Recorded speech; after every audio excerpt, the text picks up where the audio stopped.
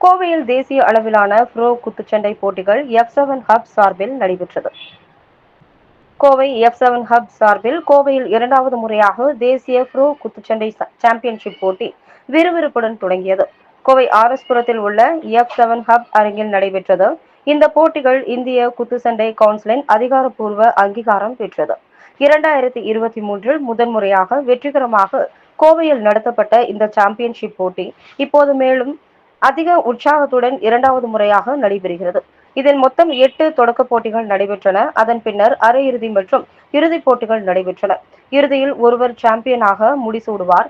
இந்த போட்டியில் நாட்டின் முன்னணி 16 தொழில்முறை வீரர்கள் பங்கேற்கின்றனர். இந்த போட்டிகளில் சர்வதேச வீரர் முகமது ஷமீம், கோவை வீரர் முகமது இர்ஃபான், ஹர்ஃபர் குல்லா, கொல்கத்தாவைச் சேர்ந்த ஆசாத், ஆசிப் கான், பஞ்சாபை சேர்ந்த பெண் வீராங்கனை ராமன்தீப் கவுர் ஆகியோர் பங்கு பெறுகின்றனர். இவர்கள் அனைவரும் பல்வேறு தேசிய, சர்வதேச போட்டிகளில் சாதனைகள் படைத்தவர்கள் என்பது குறிப்பிடத்தக்கது.